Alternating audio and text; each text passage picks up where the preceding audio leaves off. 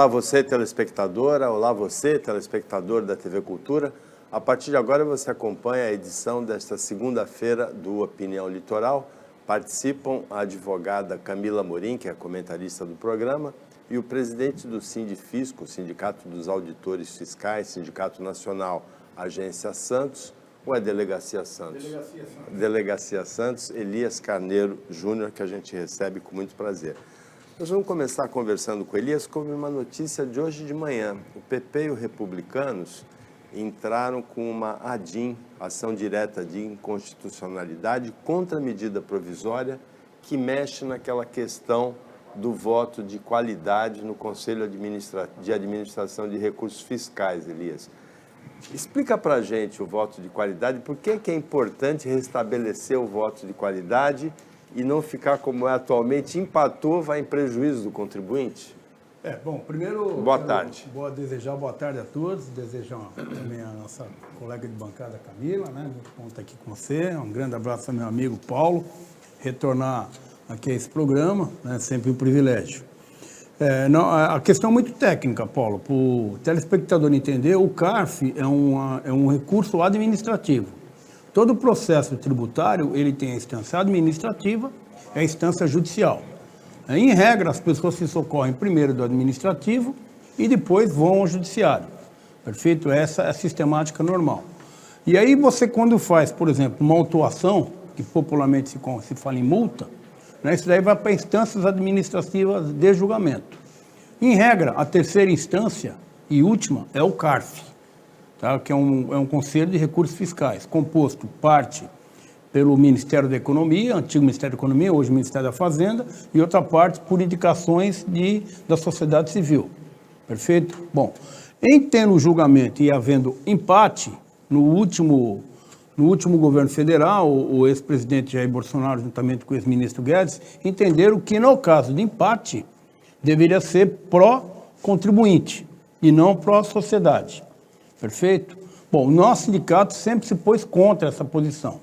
Primeiro, os grandes interesses que tem no Conselho de Administrativo, no CARF, são discussões de valores altíssimos de poucas empresas.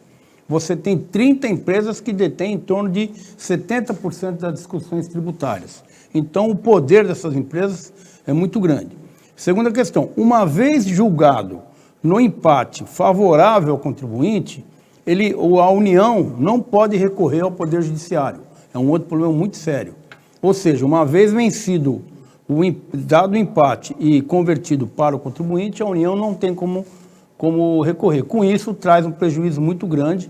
Hoje nós calculamos na ordem de 60 bilhões por ano. A União está perdia com essa sistemática. Então, o que nós fizemos? Nós fomos junto à equipe de transição do governo, levamos a questão, o ministro Haddad ficou muito sensível, entendeu os fatores que nós deveríamos restabelecer que o voto de empate seria pró-sociedade, não pró-contribuinte. E isso foi feito através de uma medida provisória. E, naturalmente, o setor empresarial, com os seus motivos, está discutindo, juntamente com os partidos políticos, mas nós não acreditamos que eles vão ter êxito. Eu acho que vai ser mantido o empate favorável à sociedade e, com isso, o Estado brasileiro ganha que consegue arrecadar mais. Agora, Elias, uma curiosidade. É comum haver empate nas votações do Conselho de Administração de Recursos Federais? É comum. Você tem numa faixa aí de 30% a 40% você tem empate. Por quê? Quantos membros são? Hoje o CARF é composto por, que são câmaras, né? Normalmente são 3 e 3, são 6 pessoas que votam. Então, dando, nesse caso... 3-3, os 3 da sociedade civil contra os 3... mas não necessariamente... Não necessariamente... É o sétimo mês. Não, mas não necessariamente... Não, mas ele pode não votar, né? Ele pode se ausentar. Não necessariamente vai ter um empate, né? Também é comum, né? Os próprios colegas auditores que trabalham no CARF julgarem improcedentes os autos. Não é raro. Existe uma instância, ele tem liberdade, o auto de infração muitas vezes não prospera. Nós temos na faixa de 40% a 45% dos autos de infrações que nós fazemos, eles caem no CARF. E o voto de qualidade, se fosse restabelecido, seria para quem esse voto? Não, seria não, já foi restabelecido pela medida provisória. Agora, em caso de empate, é para a sociedade. Então não é um voto de qualidade. Empatou, vai para a sociedade. Vai para a sociedade. No Bolsonaro empatou, ia contra a sociedade. Ia para o do contribuinte, não. Ia para, quando eu digo para a sociedade, ia para o contribuinte que demandou o CARF. Ficou oposto. Não se pensou em fazer um voto a mais? Não, talvez essa... Então, mas aí isso... Que é o voto de Minerva, né? Sim, é o voto que eles chamam de qualidade. Agora, isso não quer dizer nada, porque o conselheiro pode se ausentar da votação, ele não necessariamente vota. Ficou claro. Agora, o que é mais importante, né? Talvez a questão-chave qual é? É que uma vez a União perdendo esse julgamento, ela não tem como ir para o judiciário, diferente do contribuinte. O contribuinte perdendo, ele pode ir para o judiciário. Porque primeiro administrativo... Né, em regra é o que eles fazem. Primeiro administrativo e depois vão para o judicial. A União não pode. Ficou clara a questão, Camila? Boa tarde. Boa tarde a todos. De forma geral, aqui no Brasil, a questão tributária é muito complicada, porque a gente tem os recursos, aí tem a questão, muitas vezes, da bitributação, se faz isso, se faz aquilo. O que seria bom numa reforma tributária para a gente até ter um pouco de esclarecimento sobre tudo o que está acontecendo? Porque o contribuinte, de forma geral, ou ele é especialista, ou ele contrata um especialista, um advogado, um contador, alguém assim, para entender a legislação, ou ele acaba, vamos dizer, dançando. O que seria bom para a gente ter hoje numa reforma tributária para as regras ficarem mais claras? Aquela história do imposto único do Marcos Sintra, ela foi ressuscitada nessa campanha eleitoral, né? Porque ele era o vice da Soraya Tronic, mas não prosperou na urna, não, né? Mas o professor Marcos Sintra, que eu tenho respeito por ele, pela sua parte técnica, ele é um dos líderes na Fundação Getúlio Vargas com relação a esse assunto. E é uma batalha da vida toda. Vida toda, mas ele não fala a verdade. Ele conversa particular comigo, ele foi secretário da Receita durante um período. Nós conversamos, não tem imposto único. Na realidade, seria mais uma tributação, iriam simplificar outras tributações e ficariam de 4 a 5 tributos, e principalmente a questão do tributo sobre o comércio exterior, também não tiraria. Mas é uma equação que ele propõe que não vai prosperar, não tem a mínima condição de prosperar. Fere princípios basilares do direito tributário da justiça fiscal. Por quê? Que direitos que fere? Por exemplo, quando você quando você coloca, como ele quer, uma alíquota única sobre, por exemplo, movimentação financeira, você está trazendo um problema grave. Você não vê, porque o grande princípio no direito tributário, você tem que tributar mais proporcionalmente do que aquele que ganha menos. E exemplifico, se eu ganho 10 mil reais, eu tenho que ter uma tributação hipoteticamente de 3%. Se eu ganho 30 mil, eu não tenho que ter 3%. Eu tenho que ter hipoteticamente 10%. Porque a minha capacidade tributária ela é maior. Isso é o que norteia o sistema tributário. À medida que ele vem com uma proposta de uma alíquota única para tudo, ele está ferindo esse princípio, que é o princípio basilar, repito, do direito tributário. É o princípio da capacidade contributiva do contribuinte. Tributa-se mais aquele que pode mais. Agora, Elias, tem uma lenda no Congresso de que reforma tributária ou sai nos 6 primeiros meses do governo ou não sai mais. É verdade isso? Olha, Paulo, a gente tem uma certa experiência de Congresso Nacional, eu estou lá praticamente 30 anos naquele meio, semana passada mesmo estava lá, a minha experiência mostra o seguinte, quando você vai falar em reformas, principalmente a reforma tributária, você vai mexer com interesses do município, dos estados e da União. Se você mexer em interesses desses entes em período eleitoral, é um problema muito sério. Essa é a primeira questão. Segunda questão, para você mexer num sistema tributário que atinjam todos esses entes federados, repito, União, estados e municípios, que somando os 3, dão mais de 6.500 entre municípios, estados e União, você tem que ter uma coxa de retalho política muito forte. No caso do presidente Lula, eu vejo que ele tem, nesse ano, condições políticas de costurar isso, juntamente com os municípios, com o CONFAS, que representa os estados, e juntamente com a União, e trazer uma proposta de reforma tributária.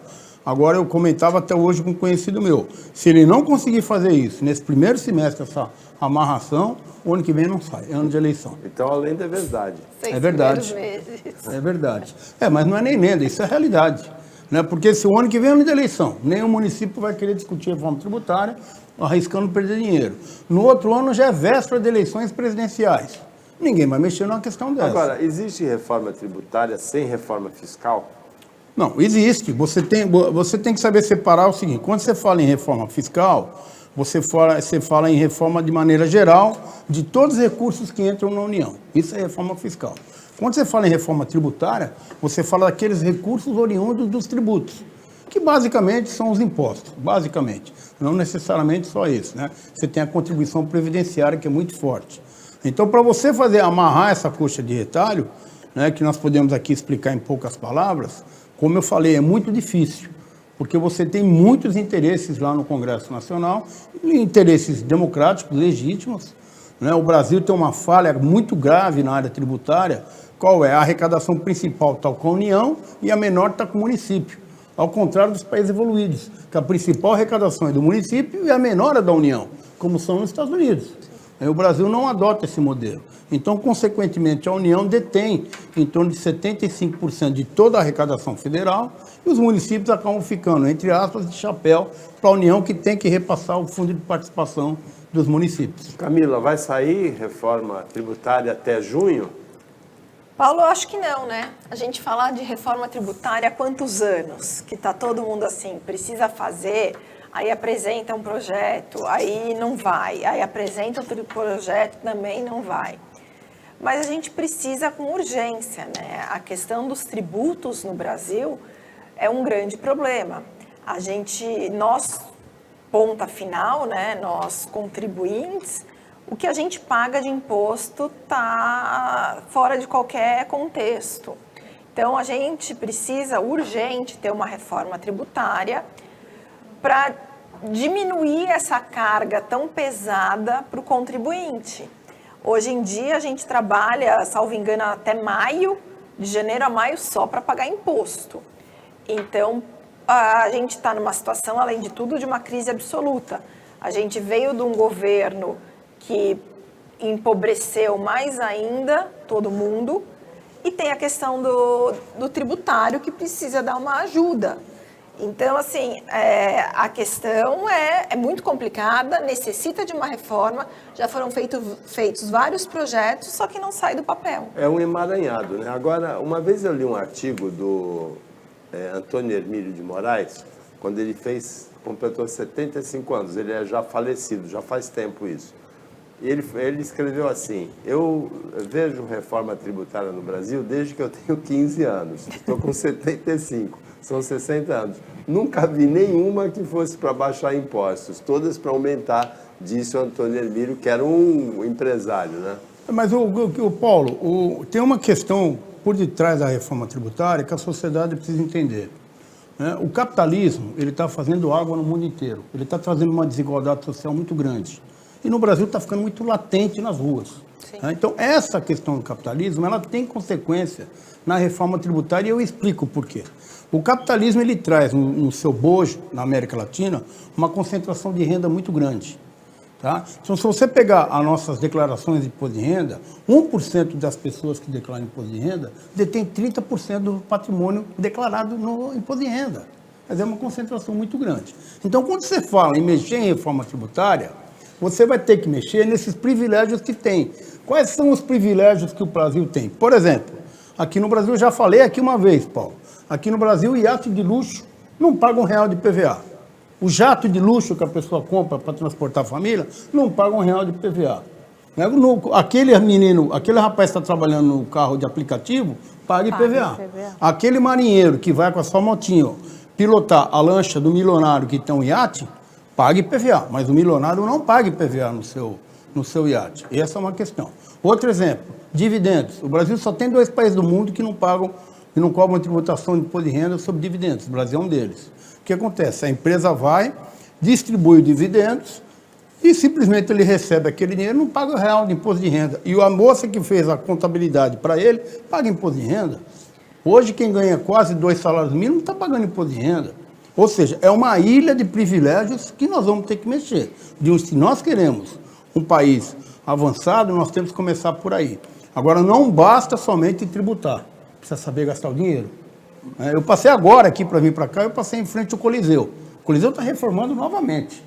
Nesses últimos 20 anos, essa deve ser a 10ª vez que estão mexendo no Coliseu. Deve ter sido mais vezes reformado que o Coliseu de Roma, né? Então, mas eu tenho um artigo sobre isso. Então, isso mostra claramente que é o desperdício do dinheiro público. Agora, vamos continuar mexendo na questão da reforma tributária, que eu repito, se não houver um acordo com a sociedade, com os entes federados, município, Estado e União, nós não vamos avançar. Então, vamos pegar aqui um outro exemplo. O Brasil é um país típico de tributar consumo. O país não quer tributar renda e nem patrimônio. O Brasil não mexe em patrimônio. Cadê o imposto sobre grandes fortunas? Esse que eu ia te perguntar agora. Cadê ele? Quem foi que propôs imposto sobre grande fortuna na Constituinte 88? Quem foi? Lula. Não, senador Fernando Henrique Cardoso. Mas o Lula defendia também essa ideia, mas sempre defendeu. Aliás, é o berço do sindicalismo. É a melhor distribuição de renda. O sindicalista que não prega isso, ele está fora da realidade. Mas será que se a gente tiver o imposto sobre grandes fortunas, esses ricos milionários que a gente está falando não vão tirar o dinheiro daqui do Brasil e mandar para fora? E olha, isso aconteceu em outros países e o Elias explica depois do intervalo. Opinião Litoral volta já já.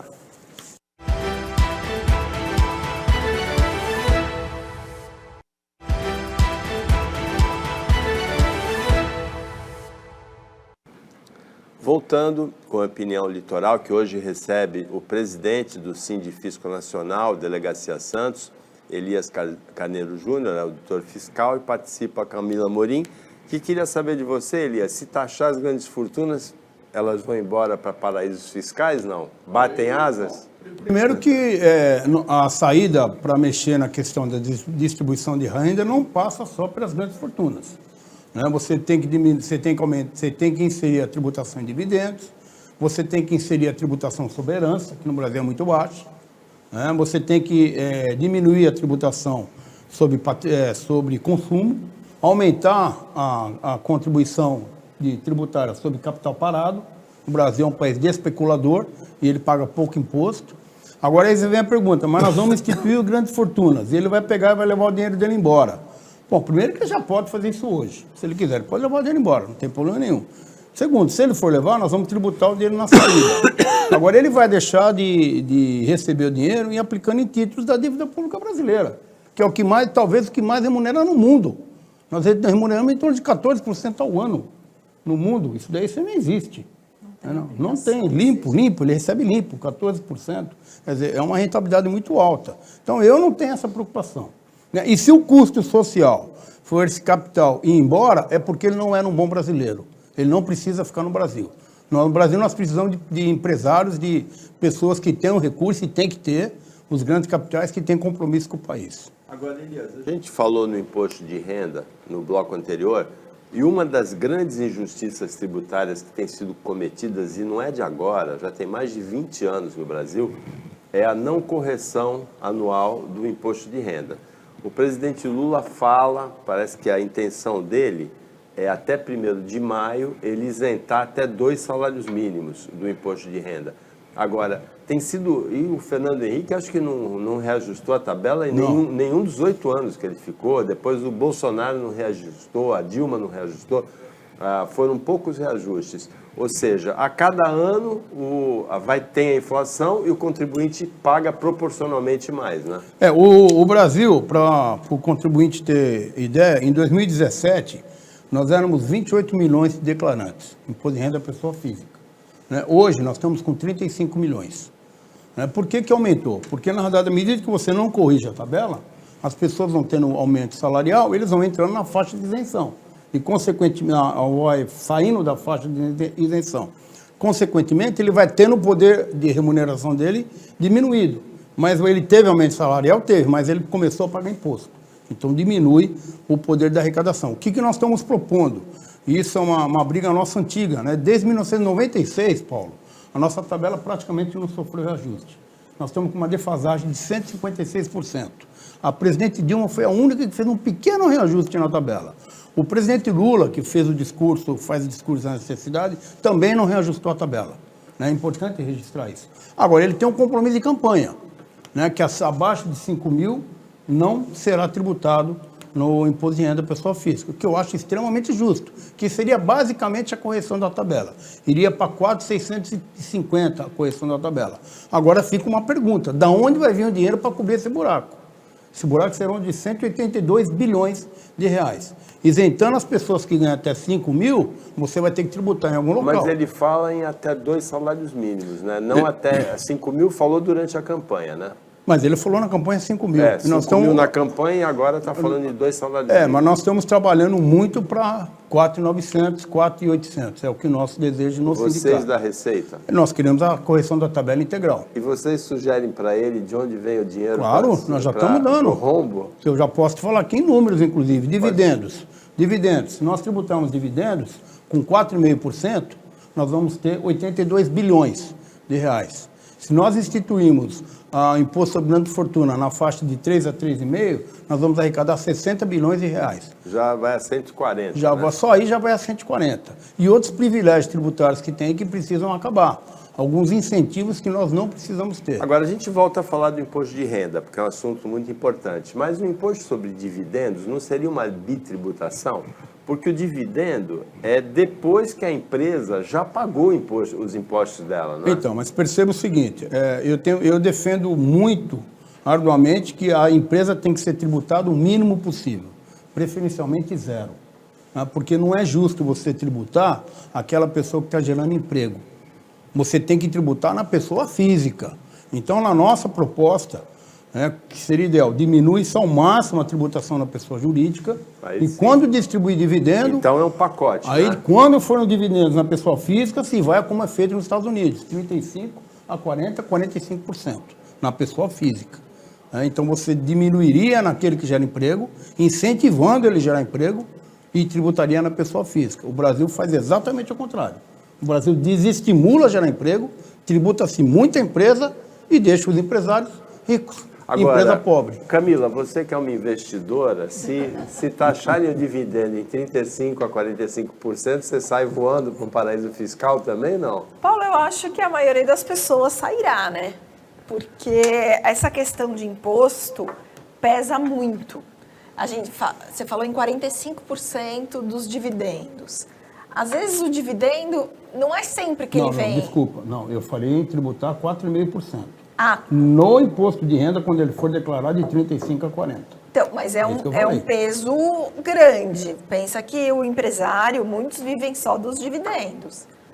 Aí você vai receber um salário, sei lá, 10 Imagina mil. só os dividendos que a Petrobras pagou esse ano. Então, a pessoa receberia metade, praticamente. E é justo? Você acha justo ele receber um dividendo? A Petrobras deu de dividendos em uma vez só, vez só para as pessoas físicas, 42 bilhões. 106 uma vez. 106 incluindo a União. Quando foi dividido, deu 45 bilhões para as pessoas físicas. Sabe quanto eles vão pagar de imposto de renda ali? Zero. Você acha que está Mas justo você isso? também não E a acha maioria deles não é brasileiro, né? Tem uma boa parte são acionistas estrangeiro, o que é mais grave ainda. Mas isso só a Petrobras. Sim, mas vocês não acham que, de forma geral, eles estão ali trabalhando? Não, o dinheiro deles está trabalhando. Então, né? o dinheiro deles está trabalhando, está sendo investido. Eles estão indo para a praia, né? Para Campos Jordão. Vamos acreditar que está todo mundo trabalhando, Paulo? Mas olha, eu entendo o seguinte, Camila, eu também não vim aqui pregar que nós temos que acabar com os milionários, longe disso. Eu acho que, pelo contrário, o Estado é mau gestor, eu sempre tenho dito isso, o Estado é mau gestor. Então, é que eu tenho muita preocupação não só na arrecadação, eu tenho preocupação no gasto. Primeira questão. Segunda questão, o Estado precisa dos grandes investidores. Sim. A economia tem que girar. Agora, o que a gente não pode admitir é essa desigualdade social que está chegando ao mundo, principalmente na América Latina. Mas essa desigualdade social... Você tem, só completando, você tem uma casta, né, desculpe o termo, privilegiadas com muito dinheiro, muito patrimônio, e você tem uma sociedade muito grande aí que não tem o que comer. Nós temos um dos maiores produtores de grão do mundo, que é o Brasil, e é um dos países que mais fome tem. Sim, mas eu acho que esse dinheiro para resolver isso, vem... Nós teríamos roubando menos. O que a gente tem hoje de gente corrupta nesse meio da União, É disso do que governo... o Elias está falando, né? Da maneira como gasta. Mas é interessante essa mexida, assim. Você taxar menos as empresas estimula a geração de emprego. Taxa mais o acionista, né? O dividendo no imposto de renda. E tenta gerar mais emprego, porque o Auxílio Brasil, o auxílio emergencial que voltou a ser Bolsa Família, é coisa de 80 bilhões por ano, não é? 80 bilhões por ano. Você vê que dá uma mexida muito grande na economia, tira uma parcela grande de pessoas de mexer no lixo, de buscar comida no lixo, não é? Mas, Paulo, é o que nós temos que entender, e a Camila está certa quando ela fala na questão do desvio de conduta, com pouco caso com dinheiro público, que é uma outra parte da moeda. Então, mas eu acho que mexendo Agora, sob o pretexto que a gente não pode mexer na fonte arrecadadora, na distribuição tributária, sob o pretexto de que vai ser mal gasto, também não está certo. Você tem que corrigir os dois lados. Nós precisamos mexer nisso. E eu tenho certeza que aquela pessoa que recebe dividendos e não paga R$1 de imposto de renda, quando ele passar a pagar e sim entender que a tributação, que o dinheiro arrecadado está sendo bem gasto, muda a concepção. E eu sempre digo o seguinte, Camila, vamos imaginar que o nosso país é um grande condomínio, que é. Tá? Se nós temos um condomínio que você vive, você paga um condomínio alto, mas tem um bom retorno, você paga com prazer. Agora, o triste é quando você paga um condomínio alto, mal distribuído a cobrança, e tem um péssimo condomínio de prestação de serviço. E vê o síndico viajando para a Europa a cada semestre, né? Você pega nos Estados Unidos, que é um país que, na minha opinião, que tem talvez o melhor sistema de tributação na pessoa física. Repito, nós temos que tributar na pessoa física, não na pessoa jurídica. Nos Estados Unidos chega a tributação a 40% a 42% na pessoa física. É alto, mas é um país que oferece muito para a sociedade. Agora, Elias, se o Brasil, nesse primeiro semestre, voltar a ter um imposto de renda como era antigamente, justo, isento até 4.900, com as alíquotas corrigidas dessa defasagem toda, você falou num buraco de 180 bilhões. Bilhões por ano. Que é dinheiro que vai ficar com o contribuinte, vai deixar de ser tirado do contribuinte. Ou seja, a Camila, que ia pagar R$6.000 de imposto de renda, vai pagar só 2. Ela vai pegar esses outros 4 e vai fazer compras, ou seja, de alguma maneira volta para o governo sob outros impostos, uma boa parte desse dinheiro. E volta para os municípios, inclusive, porque os municípios têm participação no imposto de renda. ISS também. Sim, e o próprio imposto de renda, na repartição da receita tributária da União, uma parte vai para o município. É aquele princípio que orientou o presidente Reagan nos Estados Unidos, né? Baixa os impostos, aumenta a arrecadação. Existe uma fórmula na área tributária que o governador Mário Covas era muito fã, né? Diminui a tributação de ICM para a gente aumentar o consumo, que isso uma coisa compensa a outra. É uma teoria válida, só que você tem um gap aí para socorrer as famílias necessitadas. Esses 180 bilhões, no primeiro momento, ele tem que vir de algum lugar. Vamos ver se a gente consegue mexer nisso. Eu tenho esperança que com o presidente Lula, ele está criando a atmosfera perfeita para isso, ele conseguiu construir. E aqui eu falo sem paixão nenhuma, faço uma análise política. Ele conseguiu construir a eleição do presidente da Câmara e conseguiu construir a eleição do presidente do Senado. Se nós falássemos isso há 8 meses atrás, que o presidente da Câmara ia ter o apoio do Lula, eu acho que falar que ele está maluco. Que ele até 15 dias, um mês antes da eleição, 15 dias antes, ele subiu no palanque com esse presidente Bolsonaro. Então nós temos as condições perfeitas para isso. Não sei se o presidente Lula, e eu acredito que ele vai tentar fazer pelo menos esses pequenos ajustes. Tem um pouco de dúvida. E eu exemplifico, a PEC do jatinho. Que nós temos uma PEC no Congresso Nacional, para tributar os jatos executivos e os iates. Não anda. Está parada lá há 4 anos. Não anda. Simplesmente não anda. Por quê? Porque você tem ali no Congresso uma casta privilegiada que não quer abrir mão de privilégio. Porque eles têm os jatinhos. Porque eles têm os jatinhos, porque eles têm os iates. Essa é a verdade. Agora, seria muito interessante se o país deixasse de pagar 800, 850 bilhões de reais de juros, como paga nesse momento por ano. Porque aí ia sobrar dinheiro para tudo isso, né, Elias? No próximo Só que mês... seria um passe de mágica, A né? próxima vez que eu tiver a honra de ser convidado para participar do programa, eu vou te trazer esse assunto com mais detalhe, que é um outro problema do Brasil. É o pagamento da dívida, do trabalho da dívida externa. O Brasil paga muito dinheiro para fora. Nós temos mais da metade do nosso orçamento para pagar juros da dívida externa. Mas o país não aguenta. O país não tem fundo para gerar emprego, gerar riqueza, o BNDES poder gerar dinheiro, aplicação, nós não temos condição. O problema é grave. Interna é pior que a externa, né? A interna é maior. A interna é maior. Que paga 800 bilhões. Porque ela que remunera os títulos da dívida pública. Esse é o grande problema. O Opinião Litoral volta depois do intervalo. Fica com a gente que é rapidinho.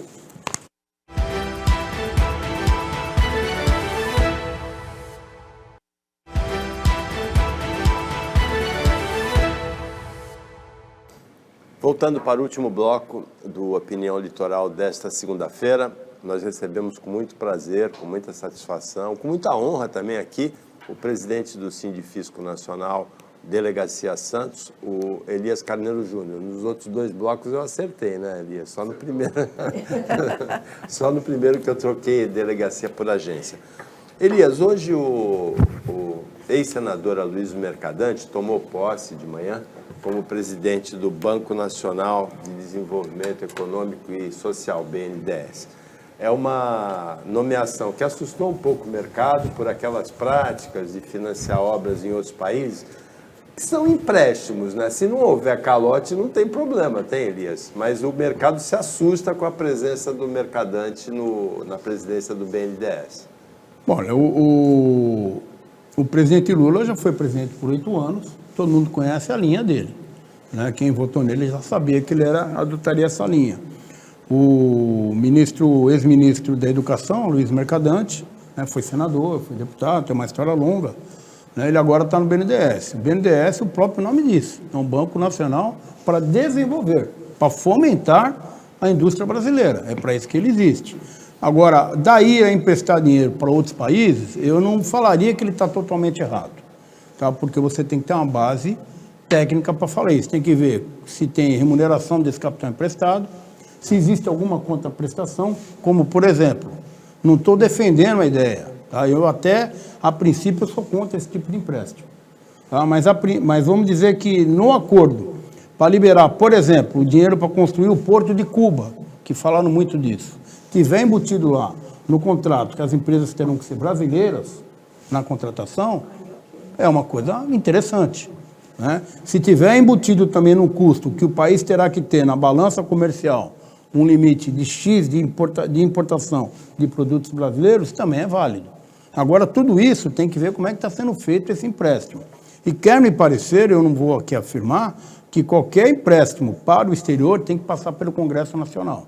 O Congresso tem que aprovar. Eu não acredito que o BNDES simplesmente possa emprestar e sem garantia, tem que ter alguma garantia, né? A princípio, eu sou contra. Eu acho que nós temos muitas questões internas que necessitam do aporte de dinheiro a custo baixo para poder desenvolver.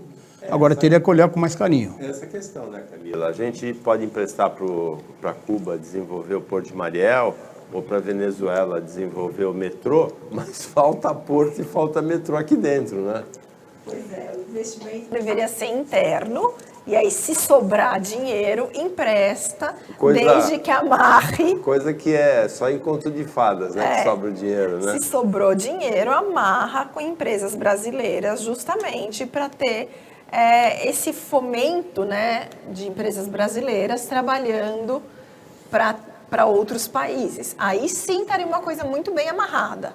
Só que difícil é sobrar dinheiro. E é difícil amarrar esse tipo de contrato em que a empresa te empresta o dinheiro, só que você só contrata empresas brasileiras, funcionários brasileiros, enfim. Na prática aconteceu isso, né? Era sempre, inclusive, a mesma empresa. Era sempre a mesma empresa, que ela era vencedora, sempre a mesma. Só que a gente viu que não dá para ser uma só. Agora, Camila, eu vou ser muito pragmático nessa questão, né? O governo do presidente Lula, ele aqui internamente é um governo de coalizão. Ele criou 37 ministérios, avião voando o dia inteiro pelo Brasil e por Brasília.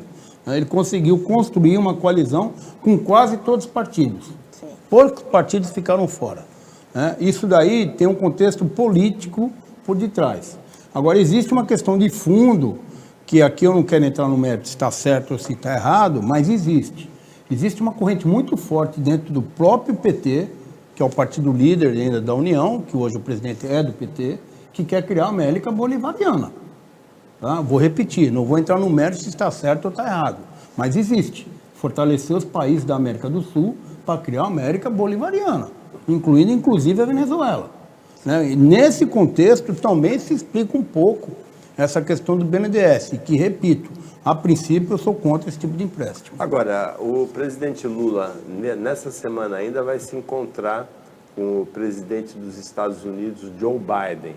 E ele precisa, de uma certa maneira, desse reconhecimento internacional, porque a vitória dele foi por uma margem muito apertada e passou perrengue nesse mês de janeiro, né? Olha, o Paulo, os Estados Unidos ainda são a nação mais forte do mundo. A principal potência. A principal potência. Ela responde, a exportação brasileira, 70% são para os Estados Unidos. Sim. A economia mundial, 60% passa para os Estados Unidos. Ela é uma potência mundial. Hoje o maior cliente brasileiro, na verdade, é a China, né? A China e Estados Unidos, os dois estão dividindo. O Brasil ainda... E o terceiro, curiosamente, Argentina é o terceiro, mas ainda os Estados Unidos e a China está encostando, né, em termos de importação do Brasil. Mas eu não tenho dúvida que qualquer presidente que se eleja no Brasil tem que visitar as grandes potências dos Estados Unidos, naturalmente. É o primeiro dela. E tentar fazer parcerias. Não tem jeito, você não tem como fugir disso, né? O Brasil é um país capitalista, é o berço do capitalismo, está tendo algum problema momentâneo, né? Mas o presidente Lula acerta quando ele viaja aos Estados Unidos, não tenho dúvida disso. Os dois têm mais ou menos a mesma idade, né? O Biden e o Lula.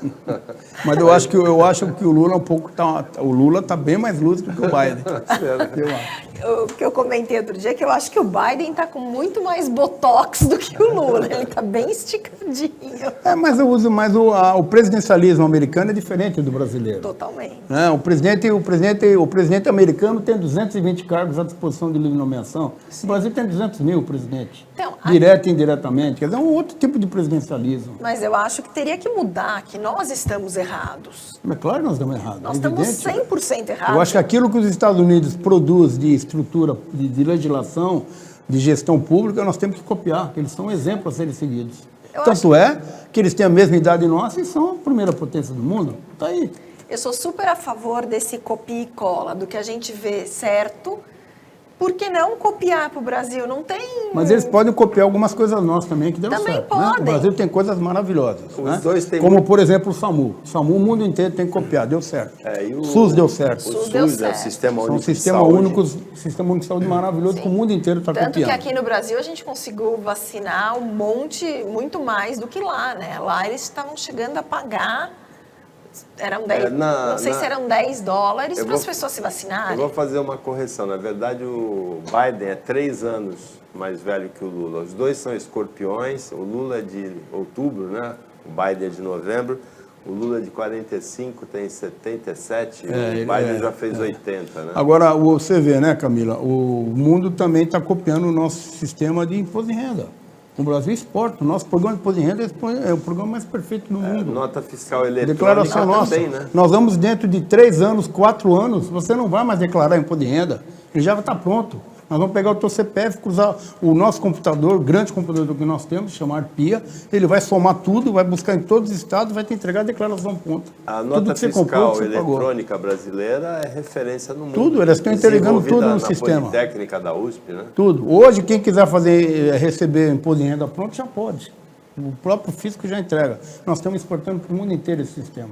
Você acha que sai, para a gente terminar a discussão de hoje, sai um imposto sobre valor agregado?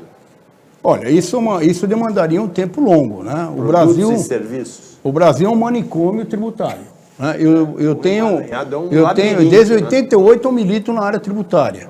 Né? Eu não conheci na minha vida um profissional que conheça a legislação de ICMS integral. Não conheço, que conhece tudo, não sei. Porque é diferente de estado para estado. De estado para estado, né? E às vezes vem o ISS de município para município. Quer dizer, então, o que está se desenhando aí, que eu acredito que nós vamos conseguir avançar, é um IVA federal, que na minha avaliação deveria ser municipal. Inverter. Começar no município, para o estado, depois para a União, mas não. A tendência é bem federal, incluir o IPI incluir o ICMS e o ISS. Um é federal, outro estadual e outro municipal. E aí incluir um só, distribui aí uma porcentagem. se arrecada, no momento da arrecadação, o próprio computador já distribui a participação de cada ente federativo. Essa é a ideia central que eu acredito que deva vingar, Agora, que vai simplificar o sistema tributário brasileiro. Então, agora, se a gente tiver um IVA que pega o IPI, o ISS e o ICMS, a discussão entre quanto vai para a União, quanto vai para o município e quanto vai para o Estado vai ser uma briga de foice. Então, essa é uma outra discussão que a gente chama a repartição da receita tributária. Tem um capítulo na Constituição, como se distribui a arrecadação. Vai ter que ser feito algum acordo. Como é que se tributa? Se tributa no consumo ou na produção? Penso eu que será no consumo. Como é que fica a participação de quem consome? Eu acredito que vai ser por aí. A participação de quem produz, né? Então, eu acho que não vai. Se você tributa no consumo, você perde a referência de quem produziu. Mas eu entendo que a tendência é sobre o consumo, não vai ser sobre a produção. Esse é o meu ponto de vista. Simplifica mais, inclusive.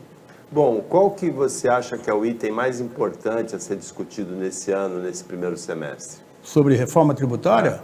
É a correção da tabela de imposto de renda e diminuir a tributação das pessoas com menor salário. Então, essa correção da tabela de imposto de renda, ela ficou, nessas últimas décadas, o critério é de quem está exercendo o poder. Isso aí não deveria ser obrigatório por lei? Então, nós tentamos na Constituição incluir, através de uma PEC, a obrigatoriedade da correção anual por um índice determinado. Nós não conseguimos avançar. Como é que está hoje? Está na lei do próprio imposto de renda. Todo ano que você vai fazer a sua declaração, no ano anterior já foi para o Congresso Nacional a lei que vai fazer a tributação de imposto de renda para você poder fazer o programa e declarar agora, nesse mês de março, abril, começam as declarações. Então nós temos esperança que para esse ano, para aplicar no ano que vem, já venha uma nova lei fazendo esse ajuste da correção da tabela. Temos essa esperança. Já existe esse movimento para a lei? Muito tempo. O presidente Bolsonaro se comprometeu e não fez. O próprio presidente Lula também, na época, não lembro se ele se comprometeu, mas não fez. A presidente Dilma, como eu falei aqui, fez pouquinho. E o presidente Lula, agora sim, assumiu o compromisso de R$5 mil. Acredito que ele não vai conseguir cumprir. Ele vai ter que dar uma diminuída. Já está falando de ser 2 salários? Só, porque ele sabe que não tem de onde tirar o outro, a parte que vai precisar de custeio para essa diferença. Vai ter que tirar de algum lugar. Mas você mesmo falou aqui que tem, né? Tem, é só ter vontade política. Imposto sobre dividendo, imposto sobre... É só mexer em privilégios, que nós não queremos mexer. E aqui é importante o telespectador sair daqui não com a impressão que eu sou contra a pessoa ter patrimônio. Eu não sou contra, não. Até porque, nas nossas propostas, não é qualquer patrimônio que vai ser afetado. Seriam patrimônios, em alguns casos, acima de 5 milhões, em alguns casos, acima de 60 milhões. Seriam pessoas que estão fora, realmente, da curva de empobrecimento da sociedade. Aquelas pessoas que realmente têm um patrimônio privilegiado e que não pagam imposto. Essa é a grande questão que nós temos que mexer. Elias, a gente agradece a sua participação aqui, foi uma honra receber você mais uma vez, agradece a participação da Camila Morim, agradece o trabalho da equipe técnica e de jornalismo do Sistema Costa Norte e agradece a você que acompanhou a gente em mais essa edição, dessa discussão de todo o sistema tributário no Brasil, que afeta o seu bolso, com certeza, diretamente. Você paga imposto até sem perceber, quando compra o feijão, quando... compra uma passagem uma tarifa de ônibus paga imposto? Não, uma tarifa muito, né? Então a gente paga imposto em todos os momentos e rediscutir isso no Brasil é muito, muito, muito importante, como a gente fez aqui com o Elias hoje. Até amanhã, nesse mesmo horário de 15 para 13h, um pouco depois da meia-noite na reapresentação e uma ótima semana para você que você merece.